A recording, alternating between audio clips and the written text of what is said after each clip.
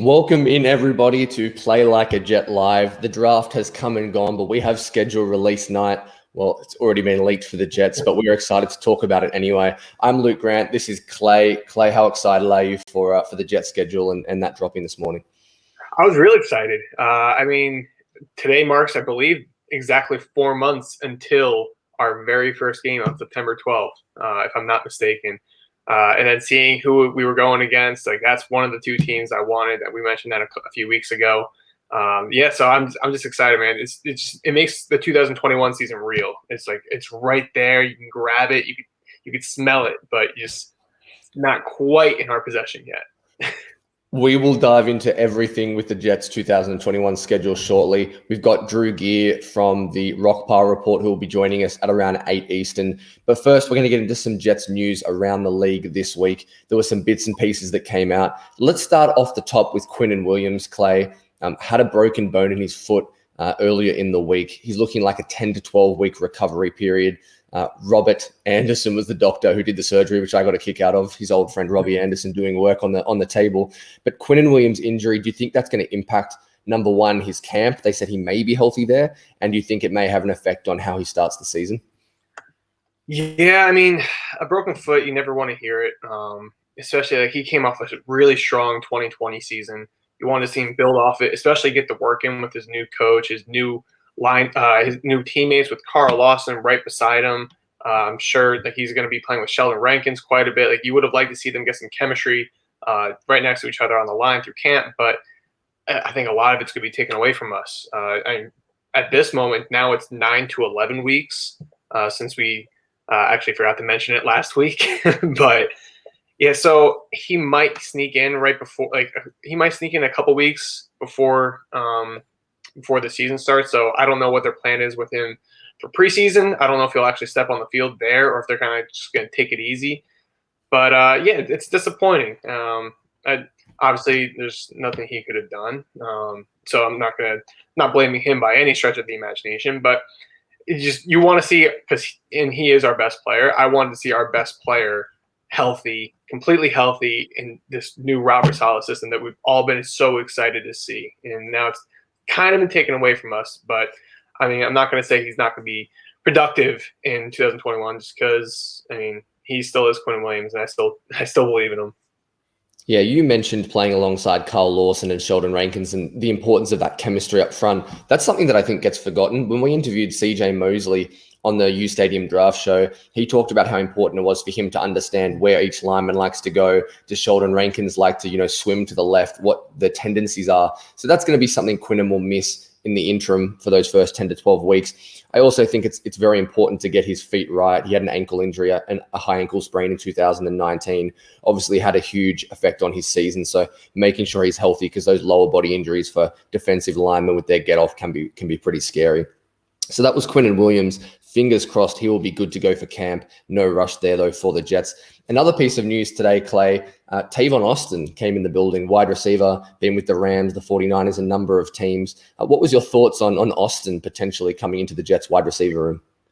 Yeah, I mean, I don't even know if we can call him a wide receiver at this point. I think, and like, I'm not trying to take anything away from him, like, because he still brings something in the specialist game, which is it's not something that can just be forgotten. And after we lost Andre Roberts following the 2018 season, I mean, the return game wasn't anything special. I mean, he was dominant for us, and we kind of just been lacking ever since. So they brought him in. I'm sure that was the main reason for his appearance.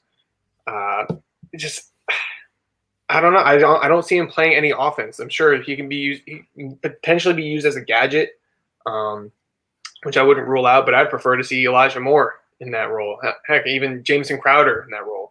But I think if they do sign him, this does spell the end for Honey Nut Berrios and his fan base that comes along with them. And I like Berrios, don't get me wrong, but like I think it was a little crazy how people were saying, "Oh, cut Crowder because we have Braxton Berrios." Okay, yeah, I don't know what you see on the field to warrant that decision, but no, I mean I think he'd be a return specialist at best. I think he still provides a spark in that part of the game, and I mean, apparently it went pretty well. And granted, we still don't know exactly what he was auditioning for. But I mean, they said it went well, and we're gonna see soon. Well, maybe he'll play tight end like Tim Tebow. But the Jets are definitely going to get rid of Berrios if they sign Tavon Austin. I can't see this offense in particular carrying 7 wide receivers. From Keenan Cole upwards, those 5 receivers are safe on the depth chart, and one of Austin or Berrios will make the 53 come opening day. One more thing I want to touch on, Clay. I'm reluctant to do it. Is Zach Wilson's mum. She's in the headlines after her Instagram story talking about how she was anti-masks at Disneyland and all those kind of things and all the fun political topics she decided to discuss. My stance on this very quickly is I don't care about Zach Wilson's family. With all due respect to Zach, I don't care about their political stances. All I want is Zach Wilson to be a good quarterback, to be good in the locker room, and I'm going to leave it at about that. Yeah, I mean, I didn't see anything. You brought this up to me before, and I'm like, yeah, honestly, I don't know what happened with his mom, and I don't really care to know. She is not part of the New York Jets. She has no impact on what happens with this team. Sure, she has an impact on her son, but I mean, I don't even think anything she says is going to change how he goes about his business and how he goes about his career with the Jets. And I don't care. I want to keep her politics and what she says out of the New York Jets. If Zach Wilson said something, okay, that means a little more, but not Zach Wilson's mom. Like, would you say this if this was, I don't know, trying to think of Bryce Huff's mom. If Bryce Huff's mom came out and said any of this stuff, would this be a story? No, it's because it's Zach Wilson's mom. Like, let's just put it to the side. Yeah, agree. His mum might be up there with Jordan Jenkins' dad, saying that Jordan Jenkins got double teamed more than any defensive lineman in the NFL. That was good fun. So that was some Jets topics from around the league throughout this past week. What we wanted to touch on briefly now was the undrafted free agent class, Clay. They were still making some of the deals as we were wrapping up our show last week, so we didn't really dive into it. About 10 or 11 guys, and we'll touch on some of them of note. They brought in Isaiah Dunn, the corner out of Oregon State, a couple of guys out of Rutgers. They got Michael Dumfor, the defensive tackle, the linebacker out of Illinois, Milo Alpha. They then signed Parker Ferguson, the OL out of Air Force, another offensive lineman. They got Grant Hermans out of Purdue. Tristan Hodge, I think it's pronounced Hodge. He was a teammate of Zach Wilson's at BYU, so he was an interesting guy to bring in. Chris Naga, the kicker out of SMU. The Jets needed some competition at kicker, so that was a good move. They got Jordan Peters, the safety out of Auburn. Obviously liked the safeties out of that school. Out of Auburn as well, Jordan Peters, the DB, who was fairly versatile there. And then the second Oregon State player on their defense was Hamilcar Rashad Jr., who we'll touch on in a moment. They brought in Teton Saltz of New Mexico State, an offensive lineman, Brandon White out of Rutgers, and then Kenny Yeboah out of Ole Miss. So a whole lot of names, Clay, but who are some of those that kind of jump off the page to you and think might have a chance to make the 53? Yeah, so that was 4 guys. And instantly the first 2 that came to mind was Kenny Yeboah from Ole Miss. Obviously, we know what the tight end situation is looking like in New York, and it's Chris Herndon and then a bunch of what ifs, like question marks. Like, we just don't know. So Kenny Yeboah has a legitimate chance to get not only playing time, but he could actually be the starter week 1. And that shouldn't surprise anyone. I know Chris Herndon, he started coming around at the end of 2020, but I mean, he's been up and down his entire career, whether he's on the field or off the field. So Kenny Yeboah was the first one, and then is it Hamilcar Rashid? Yep. Yeah. So I remember coming into 2020, like I didn't watch his tape. I just knew about him, and he was a big name. Like, he was actually getting some first round buzz, second round buzz, because he came off of, I believe, a 14.5 sack season in 2019. So he was really being looked at as like a legitimate edge rusher in this class, and I'm almost positive he had 0 sacks in 2020. So that was a pretty big fall from where he was just, I don't know, like not even a year ago. So I'm still curious to see what he can bring to the table. I know some guys actually did like him, and seen people rank him with like inside of like round 4, round 5. So if he can somehow get back to that 2019 or even close to it, I mean, that's something good to add to the edge rusher group, because we didn't draft one, and you never know. We don't know what they're going to think about Bryce Huff. We don't know what they're going to think about Jabari Zuniga. So maybe Rashid can come in and actually make a name for himself. So those are the 2 big names. And then Chris, how do you pronounce the kicker's I'm not sure if it's Hodge or Hogue. I'm not sure, to be honest. They don't talk about the guard very often at BYU. No, the kicker from SMU, Chris. Chris Naga. Is that how you say it? Yeah. Okay. Naga. Yeah. So we got a kicker. I mean, people have been dying for a kicker. I know. I wanted Evan McPherson. Scott wanted the kid from Miami. Sorry, his name's slipping my mind, but we got a kicker, and we'll see what happens. I don't really know much about him, but it's always interesting with the Jets fans and kickers. So curious to see what he can bring to the table. So that was a rough guide to your undrafted free agents class for the New York Jets. Those were the 3 or 4 names that really stood out to Clay or myself. What we wanted to do now is have a little fun with some of the gambling lines that are out with Vegas. Now that the schedules are about to be released, we're going to look at some over-under win totals and give our take on, firstly, the AFC East and where we see those win totals stacking up, and then one team from each division that we thought had an interesting line. So, Clay, let's jump into the AFC East over-unders. The favorites for the division are the Buffalo Bills. They're slated to have 11 wins with Vegas. Would you take the over or the under if you had to lean one way or the other there?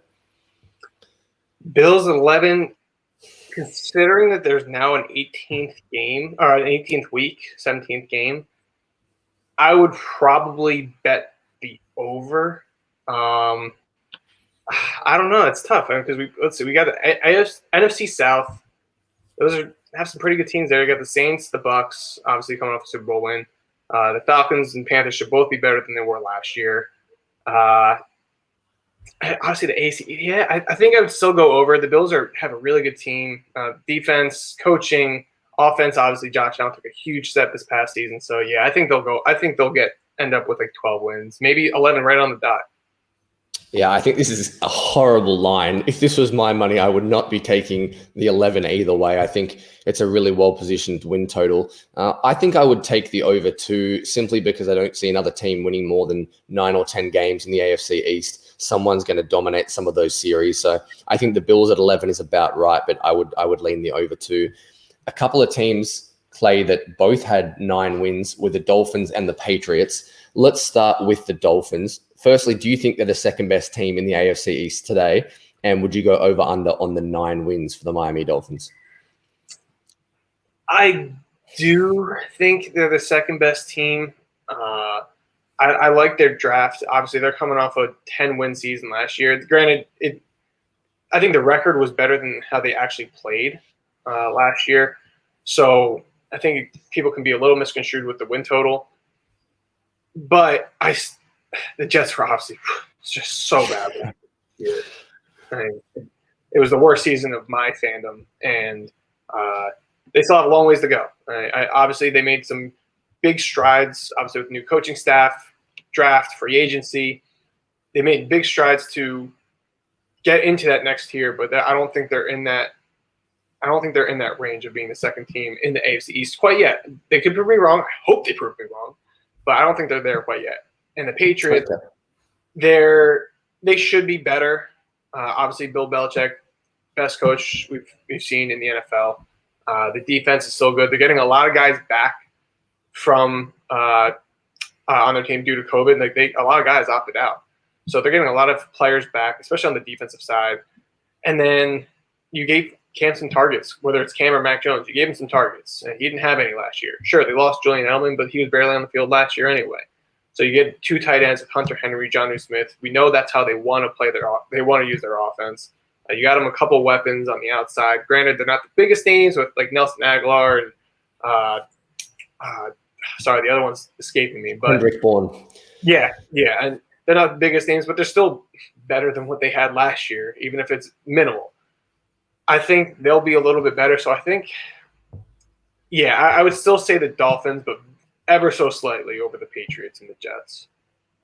I'm going to go over for the Dolphins at 9. I think they're a 10-win football team, excuse me, especially with the extra 17th game this year.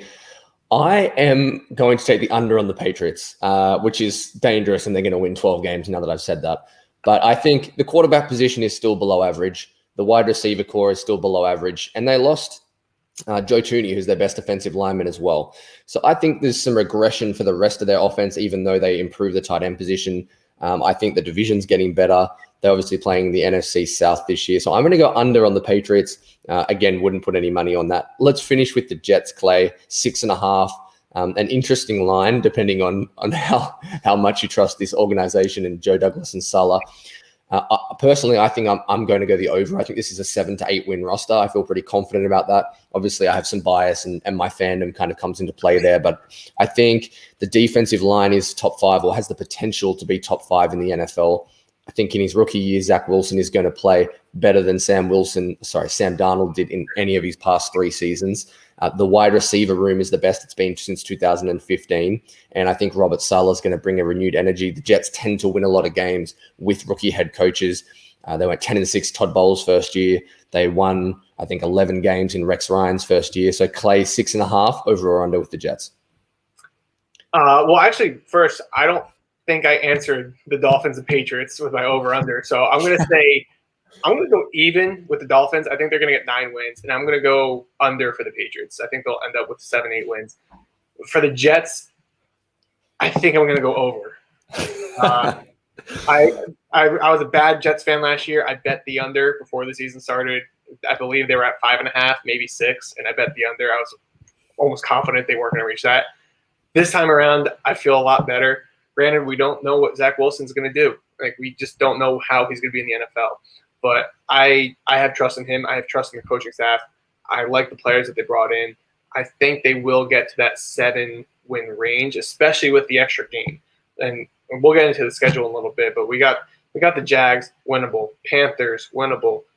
Broncos and the Patriots, Dolphins, like those are winnable games. And I'm sure I'm missing a few others. The Eagles, the Bengals, like those are all winnable games. So I think out of those games and maybe a game that we don't expect to win, we get it. We end up winning. So I think 7 games isn't too much to ask for, and I'm going to go with the over with the Jets. Okay, so we're both going over for the Jets, which is trouble for sure. Let's step outside the AFC East bubble now. Let's go to the AFC West. Obviously, Kansas City is the perennial favorite there.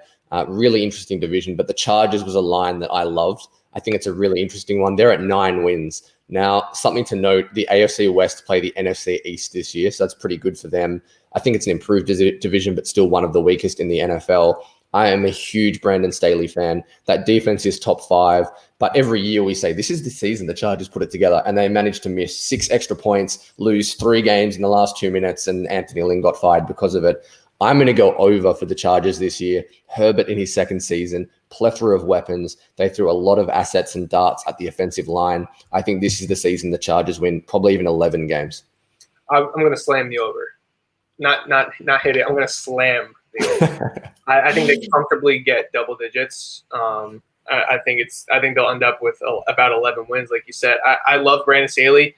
I didn't think Robert Saleh was going to come here. I thought he was going to go to Detroit because that's where all the connections were. That's what we were hearing. So I didn't even have Saleh in mind. I thought I wanted Brandon Staley. Like, that's who I really wanted to be the head coach. I like what he brings to the table. They're getting Derwin James back after missing last year. Obviously, we hope he can get back to what he was as a rookie. But after a couple injury-plagued seasons, we're not entirely sure. But Joey Bosa in this defense, I think, is going to cause havoc, just like normal. Justin Herbert going to year 2. You get Corey Linsley. You add Rashawn Slater. And you're going against the NFC East, which isn't great. The Giants, all those teams improved, I think, except for the Eagles. The Eagles are still pretty bad. But you can easily sweep that division. That's 4 wins right there. So, yeah, I'm going to go with the over. They just have to stay healthy. And Staley has to prove that he's more than just a good defensive coordinator. I think if he's an actual good head coach, which I think he can be, I think they'll 1,000% go over the 9-win total. Yeah, I'm with you there. That's one of my favorite lines in the entire, out of the 32 teams. Loved the Chargers at 9 wins. Another team with 9 wins. Let's go down south, a team that the Jets will play in week 4 this year, and that's the Tennessee Titans.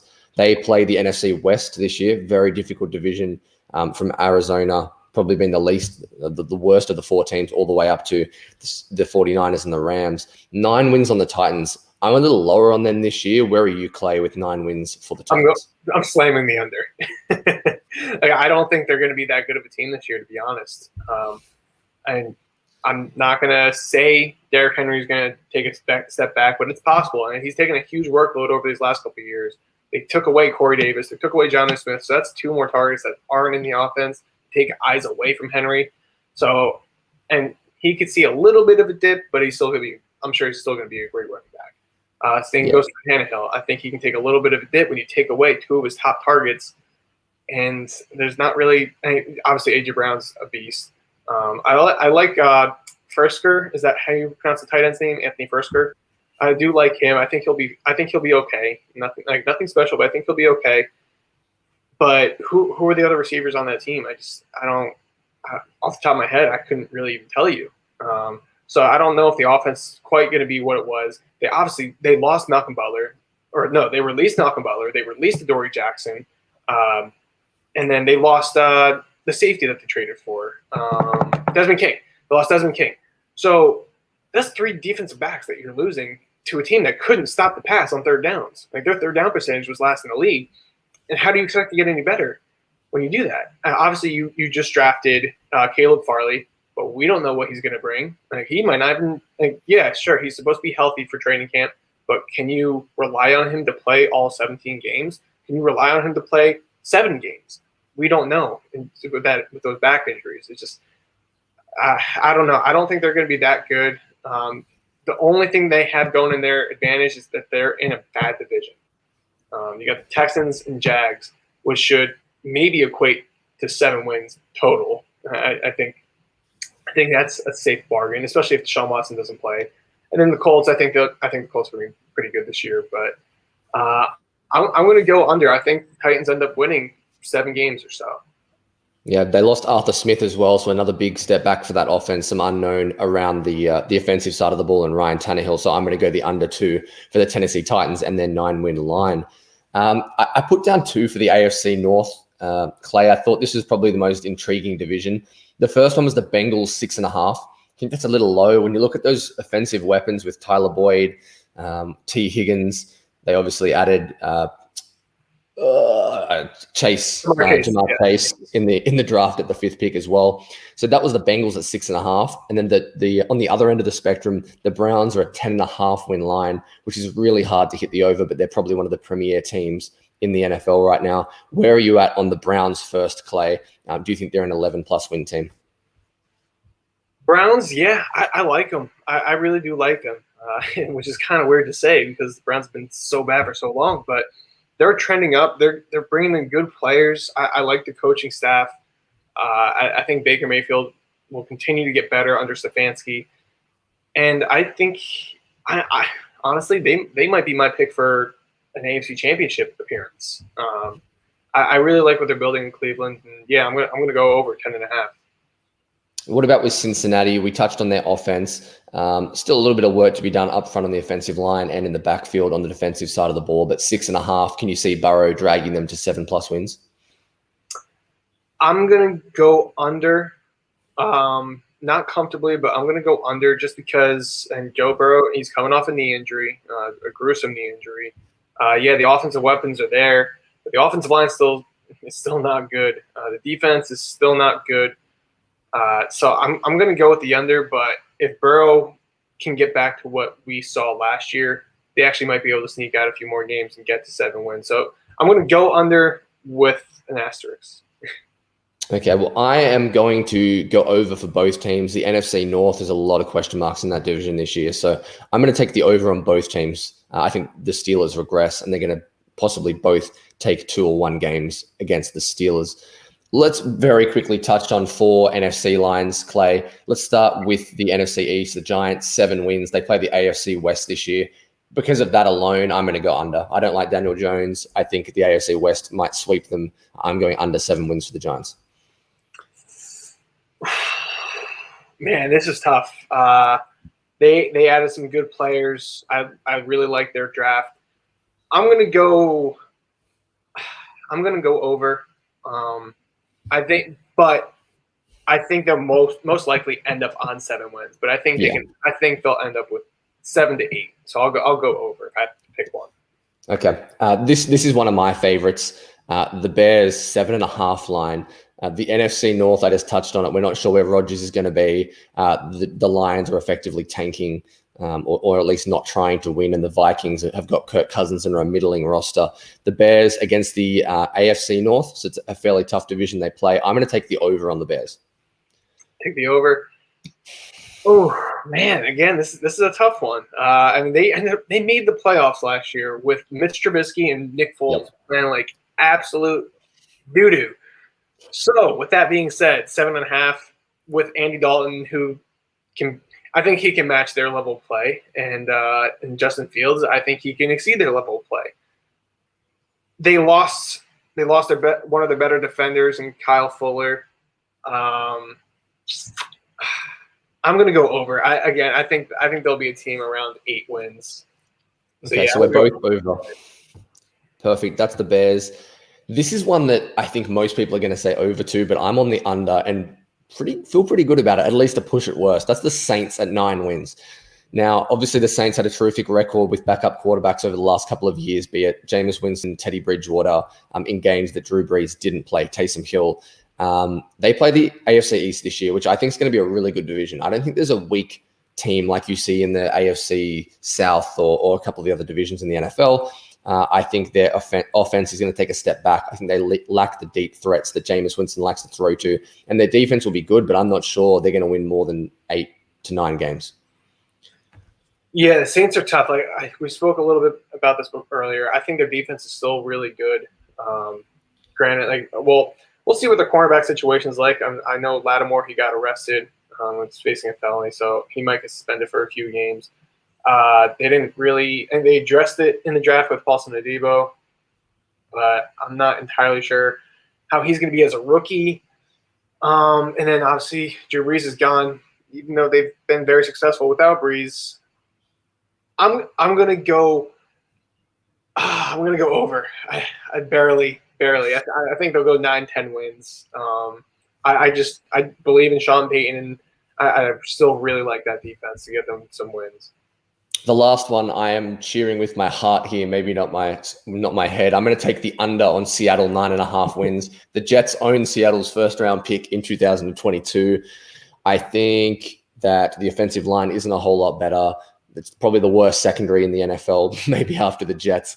And that division is really, really strong. What's going to help them? They play the AFC South. There's a couple of freebies in there with Houston and Jacksonville. But I'm going to go the under on Seattle. I'm going over again. I'm going over on all these NFC teams. Russell Wilson is just too good. I mean, the Seahawks have never had a losing record under Pete Carroll, and I don't think that changes this year. They're still a really good team. They still got some good targets for Russ. They still have a good running game. The defense is still at best, but like you said, they play the AFC South. I think that's 3 to 4 wins right there. I'm almost confident they can get 6 to 7 more wins outside of the AFC South. So yeah, I'm going to go over. Okay, so they were some of our lines that we liked for the over-under wins. So let's leave that and now jump into the Jets schedule. It's 8 o'clock Eastern time now. The Jets just officially released their schedule. Obviously, it was leaked earlier this morning. But we're going to dive right into it. We're going to bring in Drew Gear from the Rockpile Report, our resident Buffalo Bills fan. Drew, how you going, man? No, we're doing good. We're doing real good. It's the eve of the schedule release. We're throwing a party over here. How are you guys doing? Pretty good. I'm not having as much fun as you. It's only 10 o'clock in the morning over here, so I've got some waking up to do still. Yeah, whiskey goes with eggs. Whiskey goes with eggs. Come on now. There you go. It's not like it's Wednesday or anything, or Thursday for you, whatever it is. Exactly. Drew, I wanted to ask you first, obviously being a Bills fan and someone heavily involved in that space, Buffalo were tremendous last year, took that breakup step with Josh Allen under center. How do you feel about the roster this year? Do you think they're just going to take another step again and they're a favorite to make the AFC title game? What are your expectations for the Bills coming into 2021? Well, I mean, it's difficult. It's hard to project because last year we expected progression, but you didn't expect 13-3 kind of progression. You didn't expect Josh Allen completely changing his mechanics as a quarterback And all of a sudden, we're the team, I think we finished second in scoring in the NFL. You didn't expect that. So it's hard to know what to expect this year. I mean, I've been a season ticket holder for a decade now. I remember back at 2010, 2011, 2012, when we started attending games every single week.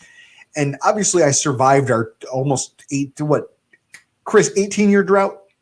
I mean, 18-year drought of playoffs. And throughout that, I learned not to get too high, because if you do, you're just asking to have the chair kicked out from underneath you. And so in that way, I keep thinking back to the Chicago Bears. There's been times where I think back and I go, man, Trubisky, the Bears, they look like a dominant team, albeit built in a different way. They were built on some things that weren't sustainable, whereas the Bills seem like there's things about their passing attack that you can replicate that one year to the next. I don't know, just because when you look back over the history of the AFC East, outside of New England, with a Hall of Fame quarterback, the last franchise in our division to have a Hall of Fame quarterback, nobody's replicated back-to-back years. No one's gone back-to-back since 1990, 1991 when the Bills did it. That tells you how hard it is to win this division twice. And so in that way, to say that the Bills are just going to run away with this, we're shoo-ins for the AFC Championship game, I feel like that's premature. Just me. No, completely fair enough. What we're going to do, Drew, we're going to jump into the schedule for the Jets. Wanted your opinion on some of the AFC East teams. And obviously, we share a lot of similar opponents this year, so we can dive into that. A really fun storyline to start with, guys. The Jets get Carolina in week 1. Sam Darnold in Carolina against Zach Wilson. I tweeted out yesterday before anything was leaked, I can't wait for the Jets to lose against Carolina in week 1, to be told we made a mistake trading away Sam Darnold, that Zach Wilson was a bad decision. They should have taken Justin Fields. It wrote itself. Then sure enough, 5 hours later, I think Brian Cos came out and said that the Jets had Carolina in week 1. Clay, a huge storyline for this franchise. It's a game I want to win so badly just because I don't want the national media on our back. Do you think the Jets win week 1 against Carolina and Sam Darnold? Yeah. And what kind of fan am I if I say no? No, I really do think they can win this game. Yeah, they're actually coming in at, I believe, 5.5-point underdogs. We're 4 months out, and they're already 5.5-point underdogs, which isn't a great sign. But like I said, I just trust this team. I trust the coaching staff. Granted, we need to be healthy. Quinnen Williams actually needs to come back healthy from his injury. We don't know what he's going to look like, but I think he can terrorize that interior line. They didn't really do much to help that interior line. I think they can win this game, and like you said, it shouldn't matter if they lose it, because it's not Zach Wilson. As much as the headlines are going to say Zach Wilson against Sam Darnold, it's not what it is. Just if they lose, it doesn't mean Zach Wilson's the next Sam Darnold, and they're going to have to trade him away in 3 years. I don't think that's the case. So I am confident. I do think they can win this game. I did pick the over when we just went over their lines a few minutes ago, and I think this is one of the games that they take away. Yeah, I agree with you there. I think the Jets are going to win this game. There's one thing I know for sure. Jets rookie head coaches and quarterbacks win in week 1. Sam Darnold won by 35 points on Monday Night Football and then went 12-35 the rest of his tenure here. So can see the Jets winning. Really quickly, Drew, win or loss for the Jets in week 1? I feel like rookie quarterbacks, for you guys as a franchise, do well.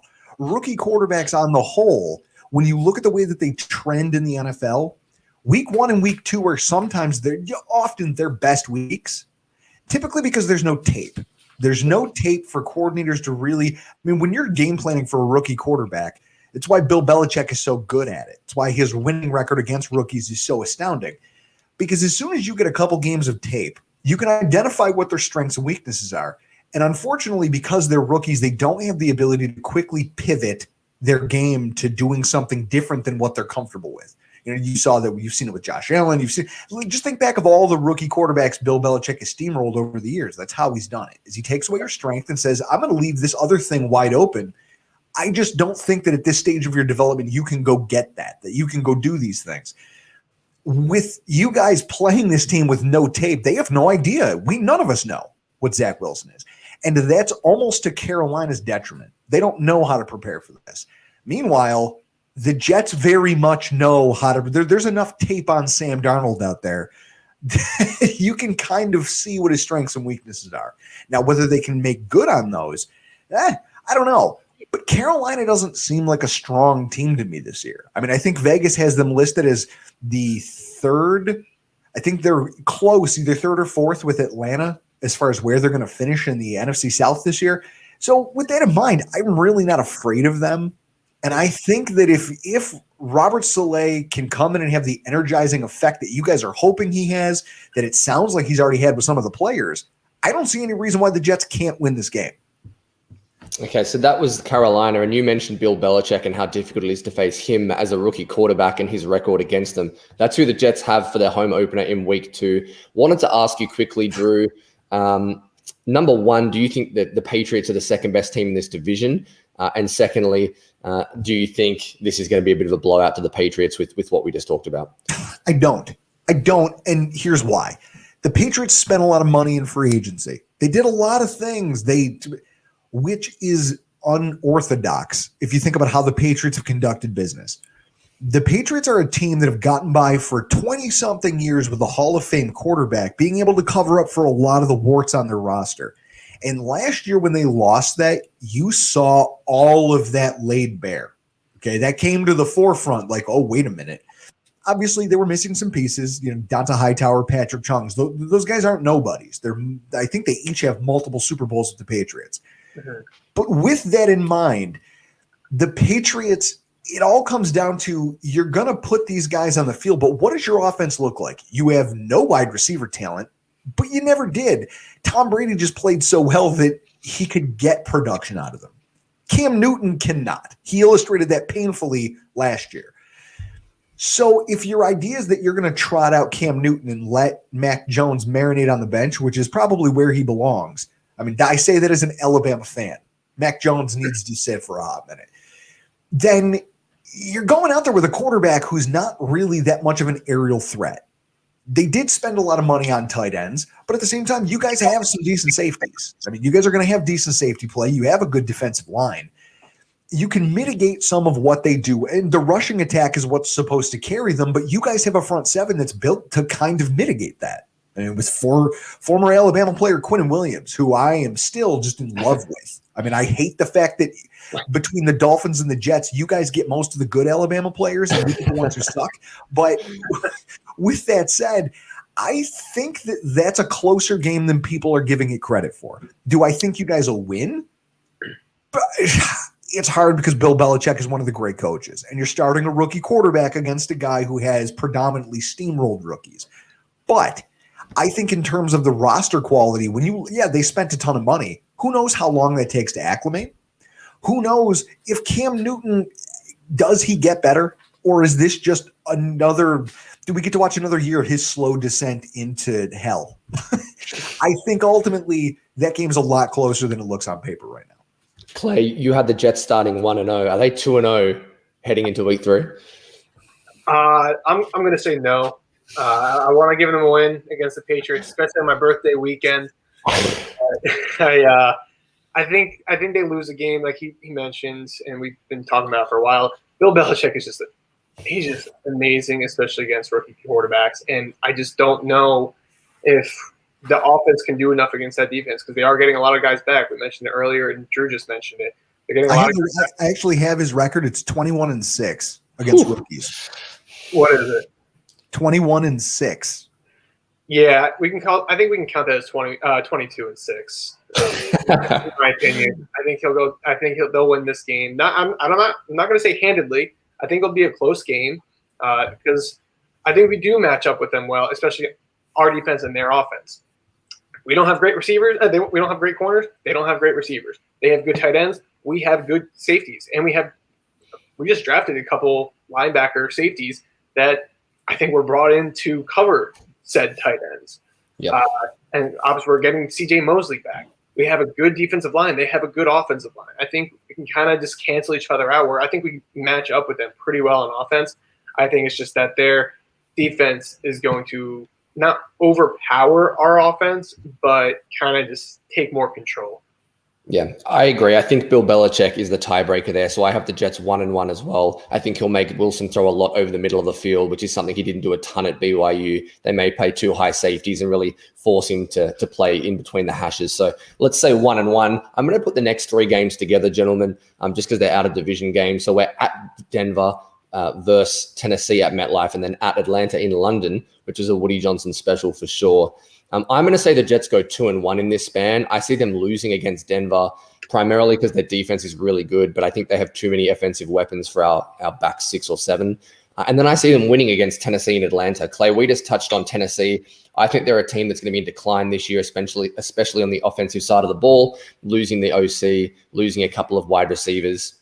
And I think we win in Atlanta, played really well in London 3 or 4 years ago against Miami. So I have them going 2-1 in this stretch. Clay, first of all, what says you?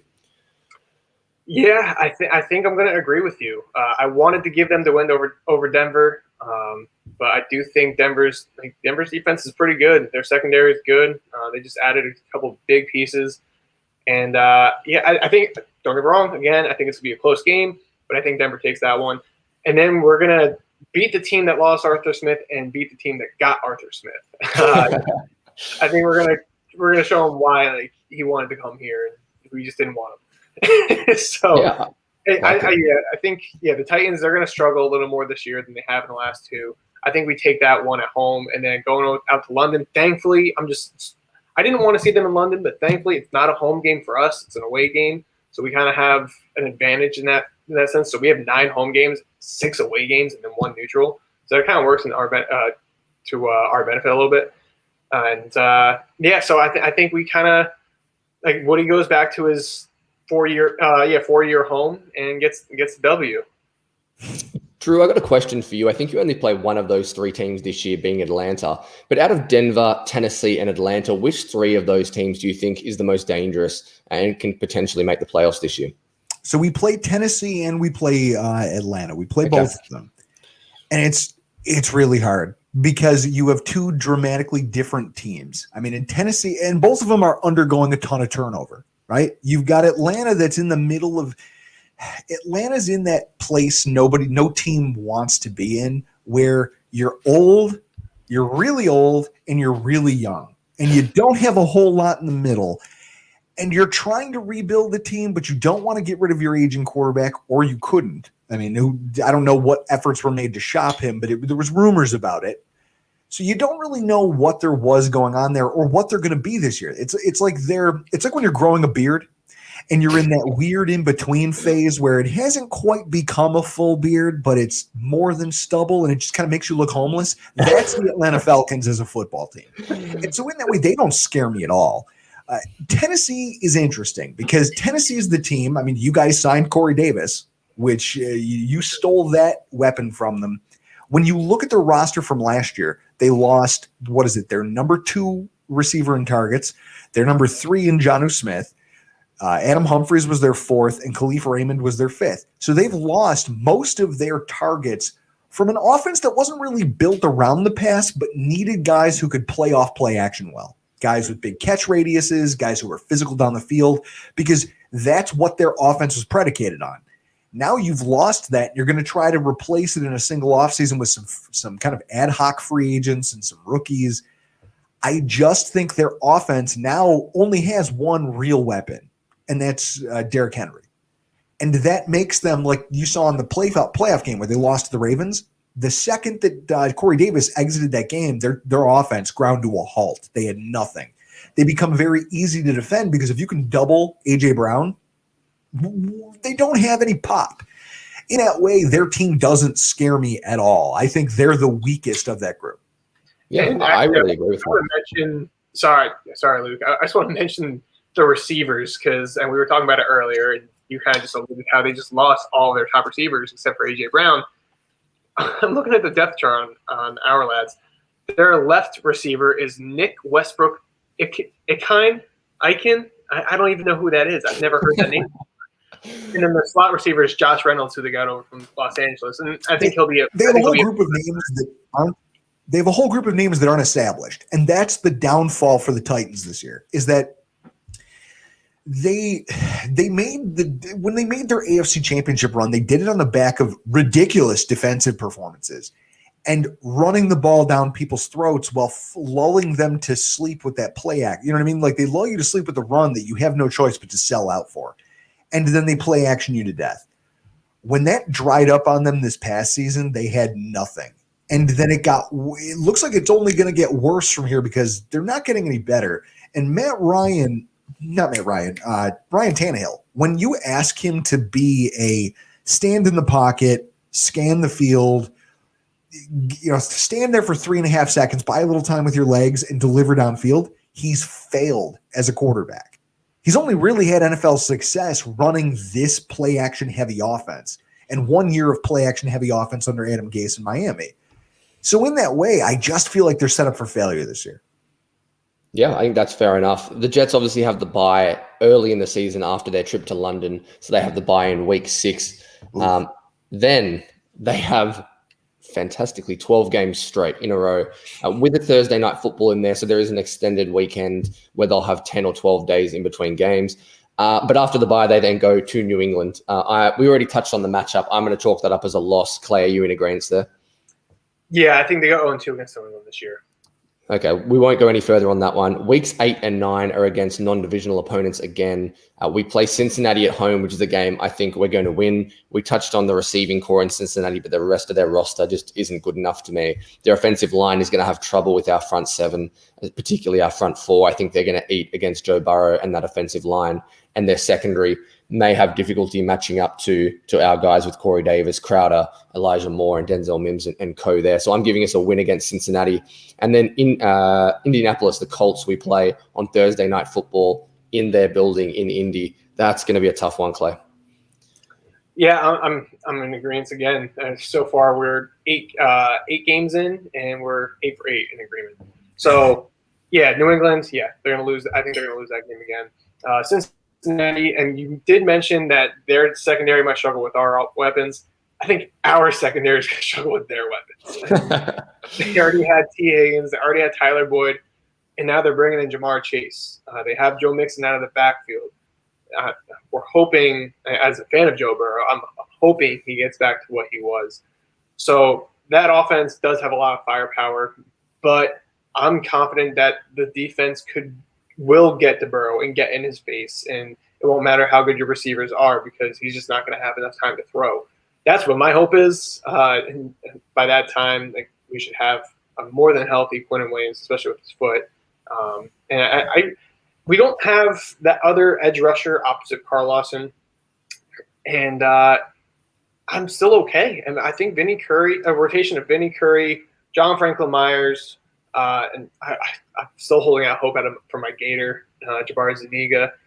So I think that we'll be okay on the other defensive end position, and I think that defensive front is just going to cause enough havoc to Joe Burrow to where we can actually win that game. And then that last game, who was it, Indianapolis on Thursday night, the home team more often than not wins on Thursday night, and the Colts are just a better football team. So I'm not going to dive too deep into that. I think the Colts win that game, and it actually might be, Drew's got something. Do we know that they're a better football team than the Jets? I think so. But hear me out on this. Now, I saw some Bills fans in the run-up to the schedule release talking about how they wanted Indy on primetime early in the season would be it would be a rubber match of the wild card game that was so close. Like it would make for good headlines. It would be a great pick for a primetime game. And my response to all of them was, don't get your hopes up, because I think the league likes the Colts, but I don't see them throwing them into the fire in terms of primetime games against teams that are on the upswing early in the season. And here's why. I don't know what they are, and I don't think they know what they are. You traded for a quarterback that you hope Frank Reich can kind of bring back to prominence. That's what led to the acquisition of Jesus Christ. Now his name. Yeah. So they go out and they get this quarterback, and then you look at their offensive line and you go, well, who's your left tackle? Well, you signed a guy an NFL level starter who won't be available for the first month of football. So there's that. You don't know who your left tackle is going to the start of a season for a quarterback who just came off a year where he was the most sacked quarterback in football. You don't know whether or not the changes in your skill position group are really going to hurt you. You don't know what their front seven is going to look like. A lot of their success, go back to the Green Bay game. They won that game because of the defensive line and the disruption they were able to generate off of that. They lose Danico Autry. They lose a couple pieces of Justin Houston. They lose players on that front. Now you're wondering, is this team as solid as they were last year? You know, they've got an injury-prone secondary. I don't know if they even know who they are. So to chalk that one up as an immediate loss to a team that just added a lot of players and added some quality depth, but young guys with upside that can surprise you. I mean, I say this, I trash talk the Jets on social media because I'm obligated to. Okay? I have to. I got to do it. I got to defend the brand. But you could. It's our thing. It's what we do. Ask Scott Mason. That's why he does the AFC's Roundup podcast with us every week during the season, and he just comes on here and takes a beating. At least last year he did. He was like a WWF jobber who just comes in to get beat up and take the loss. But you guys are on the upswing. You've added talent. You've got young pieces. That look at Tre'Davious White. He was picked 27th overall, and he's an all-pro cornerback. You don't know if some of these young pieces you guys have added could pay dividends bigger than what you're expecting, especially under a defensive-minded head coach like Robert Saleh. So in that way, that game, again, I think is one place where you guys are selling yourself short. That Indy game could be a lot closer than you guys give it credit for. I think it's easily the worst division in football. I know everyone bashes on the NFC East, and rightfully so, but man, the AFC South stinks this year. One of them's going to win 10 or 11 games more because the other two teams are bottom feeders with Jacksonville and Houston. Jacksonville may be a 7-win team, but they're still not going to be fantastic. But I tend to agree with Clay. I think Thursday night football just gives me the feeling that they're going to edge us out in Indy. We then move to two divisional games, and the first one against your Buffalo Bills, Drew, in MetLife Stadium. Josh Allen, not against Sam Darnold anymore. That storyline is buried, but against Zach Wilson, number 2 pick overall. I think Buffalo's going to sweep us this year. I think we may split against Miami, but I think we're going to have some trouble in division. Drew, I'm guessing you're going to go Buffalo. Oh, I mean, here's the thing. I go back in my head to that 2019 week 1. You guys have us on the ropes. We haven't scored a single point in the football game yet, and it's going into the fourth quarter. And Josh Allen, according to former Bills linebacker Lorenzo Alexander, he tells the story that he went over to Josh after he throws a pick. Now, this is the fourth quarter of a game that you haven't scored in yet. And you're just like, okay. He goes, I got to go settle my young quarterback down. And he went over to talk to Josh about it, and Josh winked at him and goes, nah, baby, I got this. I got this. Don't worry, you'll see. And we come back and we win that football game. And from that point forward, he had the Jets number. Like, it was like he figured it out. And since then, the Jets haven't been able to touch him. I want to say, was it that Josh Allen figured it out, or was it that we lost C.J. Mosley? Well, I'll say this. Losing C.J. Mosley definitely sucked. And I think that last year, what you guys saw with him opting out like that, this is the consequence of overpaying a linebacker. He sucked away resources that your team desperately could have used in other places. I mean, that's a massive contract to give to a linebacker like that. And so, I mean, the Bills are on the cusp of doing it. We somehow dodged that bullet with Matt Milano, but Trey Edmonds is a 2-time Pro Bowler. He might cost us that kind of money. And there's going to be a real decision that the Bills have to make. C.J. Mosley, you guys brought him in not even knowing if he would truly fit the defensive system. And so when he exited, yes, that's unfortunate. But he hasn't. I mean, he has what does he have? 3 games with the Jets to his credit, maybe even 2. Yeah. So that's my point. I think that if anything, C.J. Mosley is a referendum on why overpaying certain positions is a bad precedent to set. This past year, I had to chug a Seagram's wine cooler in the middle of the first game, week 1, because my producer. I was like, "There's no way Josh will throw for 300 yards." A, it's the Jets. B, Bills quarterbacks don't do that. He set that bar. The second game, you guys played him tough, but our team was just so much better than yours that we kept finding ways to get into field goal range, and our kicker won the game for us. I think he had 6 field goals. Oh, yeah. So with that in mind, knowing that we can beat you with just a kicker, even when our quarterback has been completely neutralized by your defense, that gives this entire team a level of confidence entering that one that I really think is going to be hard for you guys to shake. Yeah, Clay, I don't like the Jets in this one. What about yourself?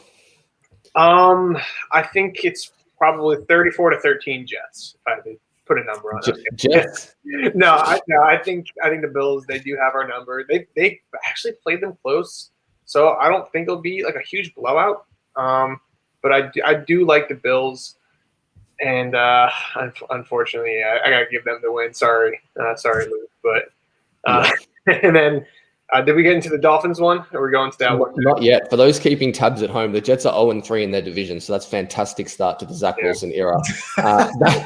That's through 9 games. The Jets are currently 4-5 according to our estimations. I'm going to give them our first divisional win here. I think Miami is a good team. It's a team on the upswing, probably a year further than the Jets, but I like our chances, removed of Adam Gase, to beat them at MetLife Stadium. I think we match up well. With Tua, you got to force him to play that short intermediate game. We have a really good front seven and linebacking and safety core. I don't know if he's going to trouble us outside the numbers, a little like Zach Wilson in that regard. They have a good defense. Robert Saleh, sorry. Brian Flores is a good defensive coach. I think it's a low-scoring game. I think it's like a 20-17 win for the Jets, Clay. Man, I'm not liking how much we're agreeing right now. Yeah, this is my first time doing the win-loss thing today, and I agree. I think they're going to get their first divisional win, and maybe their only divisional win in Week 11 against the Dolphins. I think the Dolphins, like we mentioned earlier, they were 10-6, but they weren't a great 10-6 team. They had a couple blowouts, and just that's what made them seem better. I feel like I think they can beat them. I'm still not sold on Tua. I know, Drew, you're a Bama fan, but I'm still not entirely sold on him. I wasn't a huge fan of his game as a prospect, I should say. As a prospect, I wasn't a huge fan, but I just don't know if he can take that step that the Dolphins are expecting. But they still have a really good defense. Their cornerbacks they might have the best duo in the league with Xavier Howard and Byron Jones. I know they added some weapons to the outside for Tua. They have Mike Gesicki, who, oh man, he gave us a ton of trouble last year, just like every other tight end. But I think we still match up with them pretty well, and I think they're going to be able to take this one. I'm on the fence, but I think they'll take this one, especially because. Okay, where are you at? It's been hurting me holding this in while you guys were talking, because you're being very nice to the Miami Dolphins. You're being very nice to the Dolphins, and I don't understand why. Let me paint a different picture for you. So the Kansas City Chiefs spot the Dolphins 21 points, I think it was, off multiple turnovers, and ultimately the Dolphins lose that game at home 33-27. Because when Kansas City needed to make plays, they made plays. They go on to play a listless Patriots team in Week 15 that knows it has nothing left to play for. They've got Cam Newton, who at this point is just a punching bag, trying to. They realize the quarterback option doesn't work anymore. Like, that was the Patriots' best play last year, inside of 7 yards or less to the end zone. It was just run Cam Newton because they didn't trust him to throw the ball. So they beat him. They beat them 21-12, 22-12. They go on to beat the Raiders. When you think about this 10 and whatever schedule, so they lose to Kansas City, they beat the Patriots who have punted on this season already. They beat the Raiders in a game that they should have lost. Any quality coach would have come away from that game for the Raiders with a win, but John Gruden, because he's John Gruden, found a way to screw that up and had no answer for it after the game. So now they're and again, another game where in crunch time, Tua had to get pulled.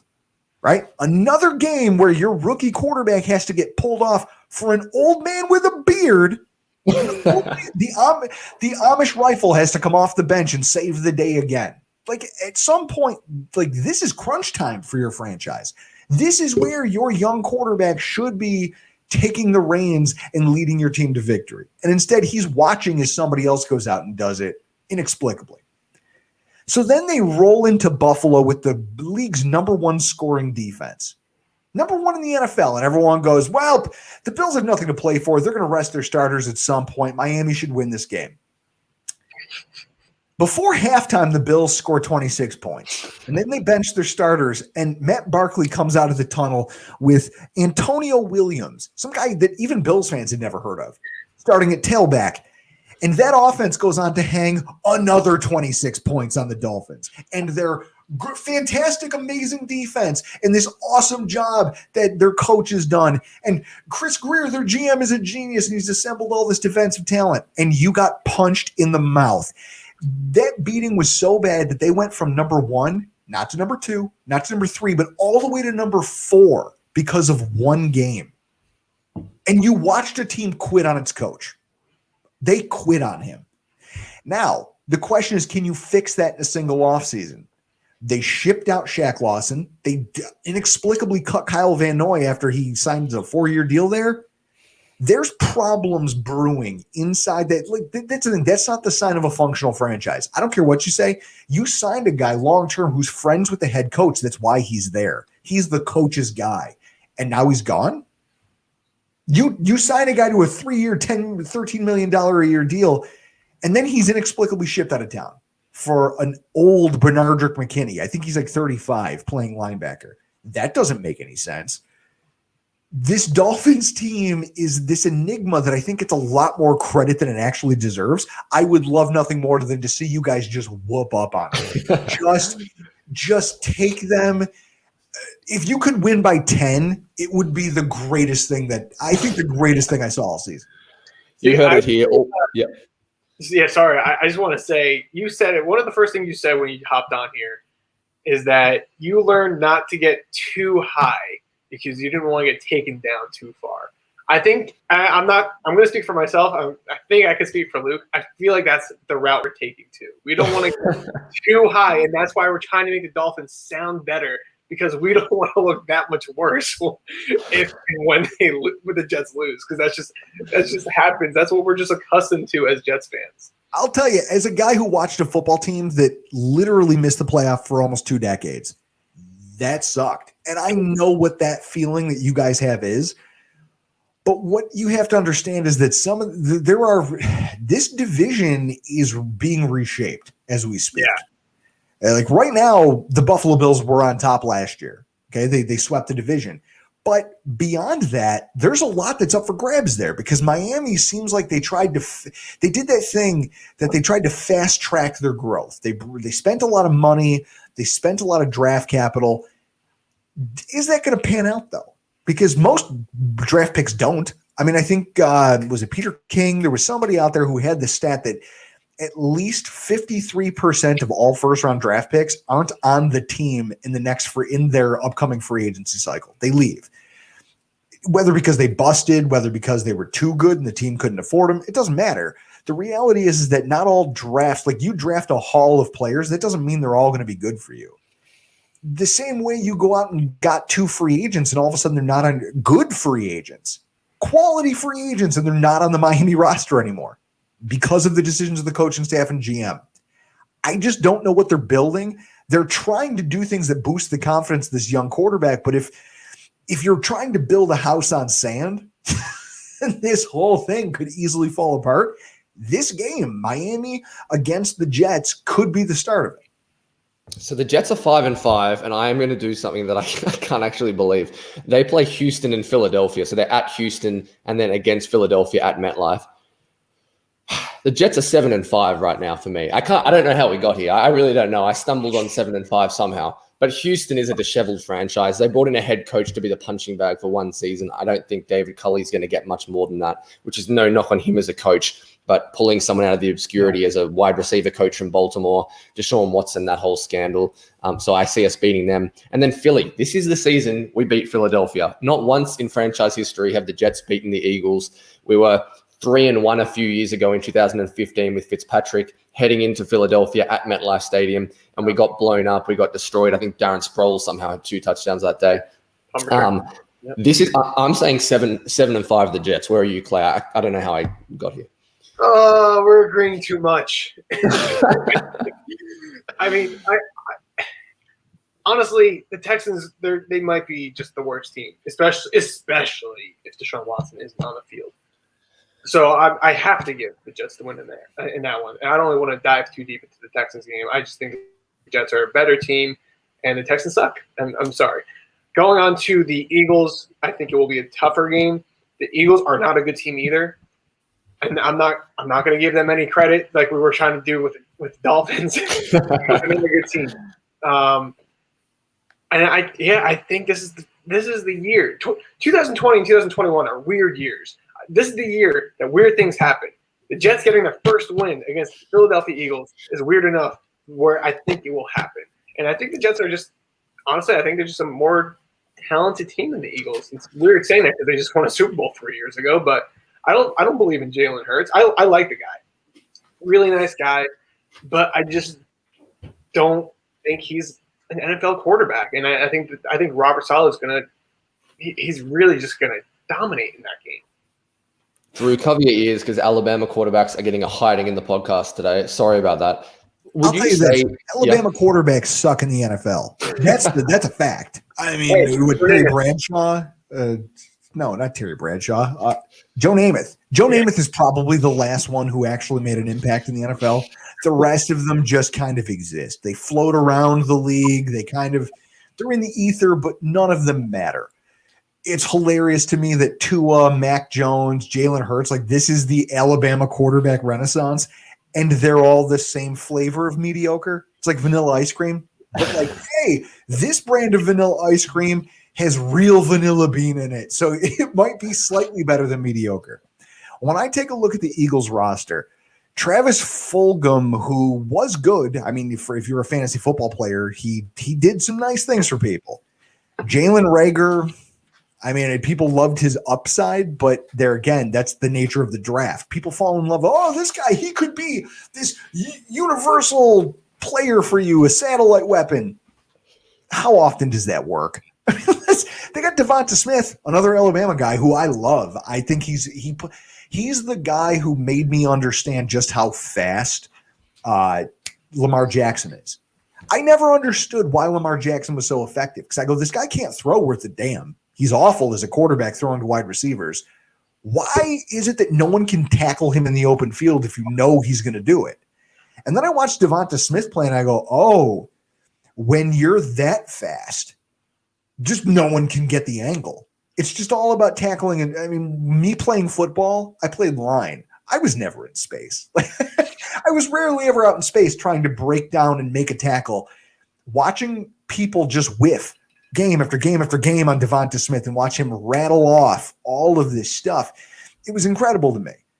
And so with that, like he's one weapon, and outside of that, there's nothing there that can hurt you. I mean, Miles Sanders, I feel like I'm helping pump up the Jets, but I'm more just tearing down your opponents because I don't have a whole lot of respect for this. I mean, they've got the line that allowed their previous quarterback to get murdered that they didn't really do much to fix. They've got a bad skill position group. I don't know what this team is. They've got Zach Ertz for whatever that's worth. I mean, the Bills tried to trade for him and their GM overplayed his hand. So now they're stuck with an old tight end who he's good and one wide receiver who might be a star, but you don't know because the learning curve for rookie wide receivers is so high. I'm shocked to hear that you guys never, my eyes were like dinner plates when I heard that you've never beat them in franchise history. Never? Wild. I can't believe it, right? Never beaten Philadelphia. Then I'm willing to, you know what? I'll toast to you guys, a little bit of whiskey on the rocks. You guys are going to beat them this year just by default to the fact that I don't care how good you are, they're that bad. Excellent. I love it. So the Jets are 7-5. Clay, I touched on at the start of the show how I'm not huge on New Orleans this year, but I'm not doing that. They're going to lose in New Orleans. Really tough to play in the Superdome or the Mercedes-Benz, whatever they're calling the arena over there now. But playing indoor, loud crowd, I'm assuming the crowds will be bigger at that stage. I see them losing the next two against New Orleans and then against Miami, who we already touched on. But I think at Hard Rock, that'll be a difficult game. Yeah, I think we got to – actually, no, we played the Saints at home. We got them at MetLife. But Really? I still think they lose the game. Yeah, and the Saints, I mentioned, their defense is just I think their defense is still really good. Yeah, they lost Trey Hendrickson, who had double-digit sacks, but he was kind of more just like he was picking up scraps more often than not. They still have guys that can get to the quarterback. Cam Jordan, Onyemata, he's an underrated D tackle. Marcus Davenport, he was getting better last year. They just drafted Peyton Turner. We'll see what he is. And then they got one of my favorite players. He was one of my favorite Jets when he was on the team, Demario Davis. And he's been an absolute stud since joining the Saints. And I just don't know if we can move the ball too much on that defense. I think I could be overcrediting their defense a little bit, but I think they are a pretty good team, and I think they'll walk into New York and take the win. But the last time they came to New York, it was in 2013. I went to the game with my friend who's a diehard Saints fan, and this was Geno Smith's rookie year. The Saints were obviously flying high, like they were the Saints still, and the Jets were I think pretty big underdogs, and I had no reason to believe they were going to win that game, and they actually won the game because the Saints and Sean Payton decided to do a tight end reverse with Josh Hill on 4th and 2, and we stopped them and won the game. So I'm not going to rule it out. They can still do it. The Jets I think they're more talented than they were in 2013, at least on paper. And the Saints, they lost Drew Brees, but they also lost Josh Hill, so they can't do the reverse to keep us in the game. Drew, you haven't liked many teams yet. What do the Saints do for you? The Saints are one of those teams that to your point, the Saints to me, I've been a detractor of theirs for decades, but it's mostly because of their GM and the way that he's been able to I love analogies. I'm a man of colorful analogies. So he is essentially when you think of Inspector Gadget, okay, he's Dr. Claw, and the NFL salary cap is Inspector Gadget.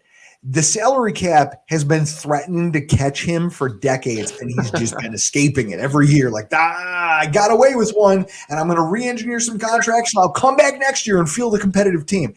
And it finally bit them in the ass this year when they had to bite the bullet because of the falling salary cap and the fact that they were $100 and something million over the cap.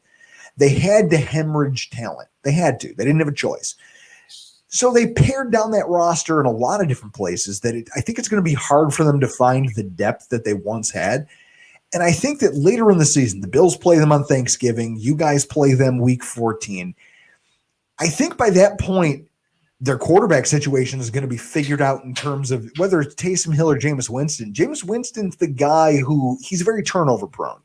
Taysom Hill worked for a week or two, but I don't know if in an elongated stretch he's an answer at quarterback. So with that in mind, I don't like the New Orleans team as they're currently constructed. I don't think they're as good as these prognosticators are making them think, but they have a very good head coach. And they do have guys. They've got Peyton Turner, who as a rookie should do very well in the NFL. They've got Cam Jordan, he's one of those guys that flirts with is he going to be, I don't know if he's a Hall of Famer, but he's in the conversation of guys who will go down as the most consistent of their era. Mm-hmm. They've got some talent. They've got things to work with. It's just whether or not any of them work in concert together, because if they don't, then that team is a disaster. That team is a wreck. And by the time that the season is winding down to week 14, they might not have much left to play for. That's true. Let's give it to the Saints reluctantly. 7-6, the Jets. They're playing meaningful games in December. Todd Bowles would be proud. We now have the Dolphins. We've already touched on them. Clay, I'm giving it a loss. Are you going with me there?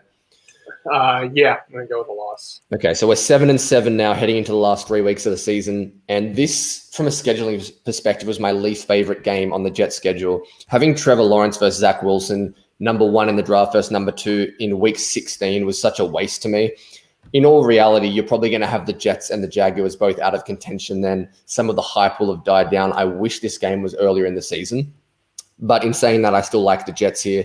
They're two similar rosters. I think the Jets have more offensive talent, especially at the skill positions, may even have a better offensive line, depending on how Cam Robinson and some of those guys play for Jacksonville this year. So I'm taking the Jets here. But were you a little disappointed to see that game so late on the slate, Clay? Yeah, I was pretty disappointed. I was hoping to see them week 1 or 2 with Carolina, with week 1 and 2. But I mean, it's a Christmas weekend, so I mean, I guess it could be worse. And you say that the Jets and Jags should be out of the race by here. We have them at 7-7 going into week 16. I mean, they're still in contention for a playoff spot if this is the scenario, more likely than not.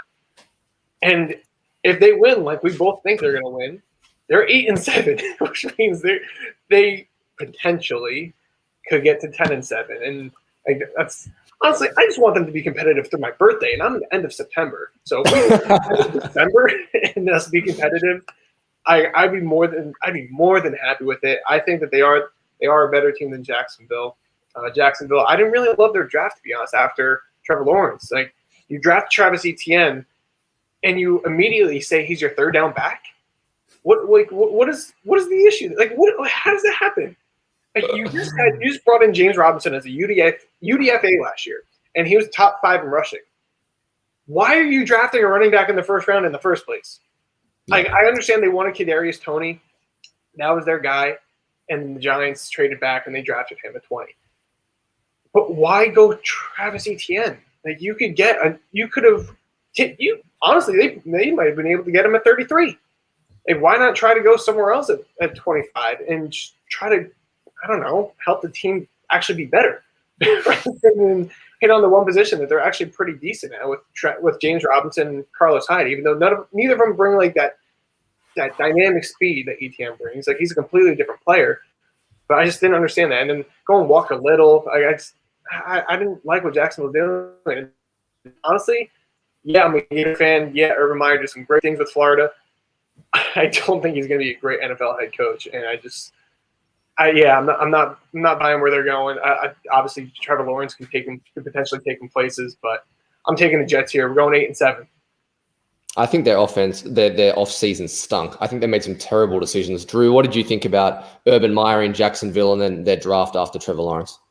Urban Meyer started the free agent period by crying about the process and how it was hard. He said, hey, free agency was difficult, and I don't understand why. That sounds like an old man yelling at a cloud. Listen, man, this is what it is.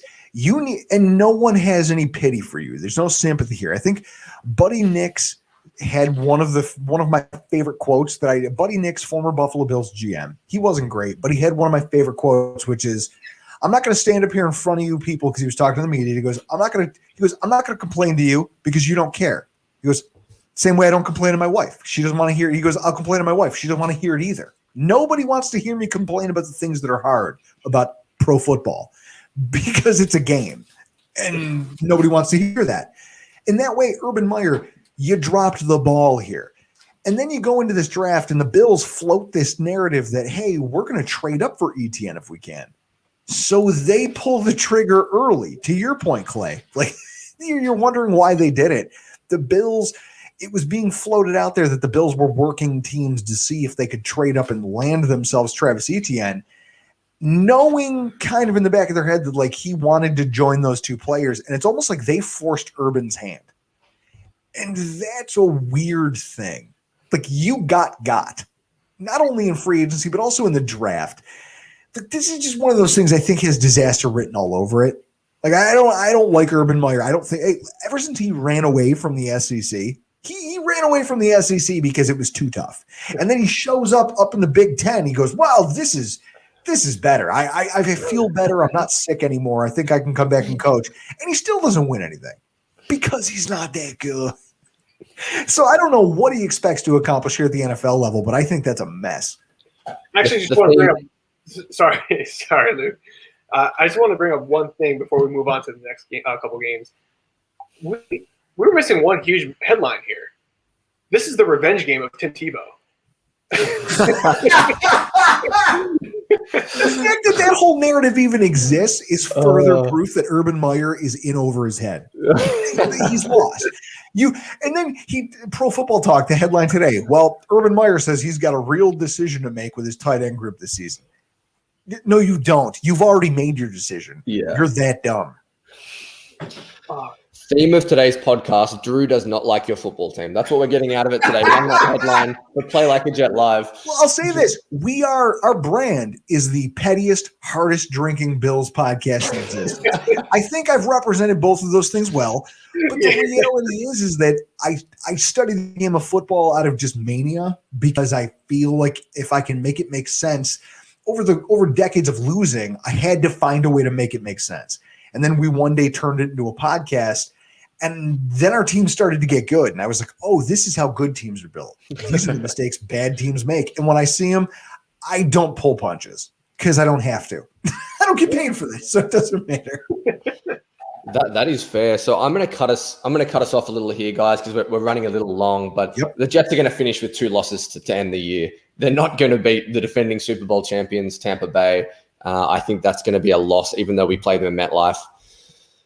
And then they're going to lose to the Bills away. That's going to be a difficult game. I think that could be a blowout. The Jets not playing for a lot there. Maybe 9-8 gets them in the playoffs, but I don't think the Jets win either of those games. Yeah, I'm in agreement. I'll let Drew finish it off. I think they'd go 8-9 to finish, and honestly, that's more than I can ask for. I'm not expecting them to get into playoff consideration in 2021. I think that's more into 2022. I just want to see progression. I want to see a quality team week in and week out where we just did not see that at any point last season. They didn't look confident. I want to see a competent football team week in and week out. And I think at 8-9, you get that. And that's all I can ask for as a Jets fan. I would agree with that assessment. I mean, you guys there were Jets fans at the beginning of last season trying to convince us as Bills fans on social media that you guys were an 11-win football team. And for them, exactly. And so then as the season started to play out and that narrative fell apart, down the stretch, you guys looked like a 0-win football team, in which case I'd say a lot of your fan base was actively rooting for. And then that died on the table. And so you left that season going, okay, we aren't the worst team in football, but we're nowhere near where a quality NFL football team needs to be. I think you guys had a good offseason, a really good one. I liked a lot of the free agency moves, which sucks. I hate saying that. I also hate saying that I liked your draft. As the draft is unfolding, I'm going, the Vera Tucker pick, that sucks. And my friends are like, why? Because you wanted him? I go, no, I just didn't want them to have him. I don't want them to have nice things. And so as I look back at this, I think the National Dean pick is a steal. I think that was one that's going to pay dividends, maybe not this year, but down the road, and maybe as a depth. Maybe if Saleh gets innovative with the way he rotates his safeties, that could pay dividends this year. But further down the road, he's a depth piece. I mean, not for nothing, our starting safeties have been 2 of the best in the AFC East, and one's a 4th-round pick and one was a 7th-round pick. So you can find safety talent. It's just how they're coached. Ultimately, I go back to last year's Week 17 game where a team came into Buffalo in a game that meant a little bit but didn't mean a ton to the Bills, and we brought Molnier, and we destroyed them. We laid them flat. We caused a rift in that team in that game. It was bad. And so in that way, I'm sure Saleh is going to be watching all that tape in the lead up to this year's Week 18 game. It's no longer Week 17, but Week 18. You guys just don't have – if that game means anything for the Bills, if there's a bye on the line, if that's a game the Bills need for home field advantage, you just don't have the horses that it takes to hold up for 4 quarters with the Buffalo Bills. Even if you played us tough, I still don't see a way you come out of it with a lot of points scored. And ultimately, as the Bills showed last year, that's the name of their game now. I mean, maybe their defense will round into 2019 for them when we go on and win the Super Bowl. But even if it doesn't, you're still going to have to score 24 a game. And I just find that in the middle of winter in Buffalo, I just find that hard. So I agree with both your sentiments. But I think that ultimately you could look back at the way you've laid this all out for the Jets as a nice season. Yeah, I would be happy with 8-9. I think that's a huge step forward from a 2-14 team. Drew, thanks so much for joining us, man. It's been an absolute pleasure. Enjoy the rest of your party. Enjoy the whiskey. You can find Drew at Rockpile Report They do incredible work over there. You'll see him on the AFC East round table with Scott Mason from Play Like a Jet. Drew, thanks so much, man. Appreciate you having us on. Anytime, brother. Cheers. Yeah, thanks, Drew. Clay, that will do us for today's show. Was full of Jets schedules, overs, unders. Had a lot of fun. But let's do it again next week. May have a special guest. I'll keep everyone posted through the week about that. But thanks for joining us, and I'll be seeing you next week. Enjoy it.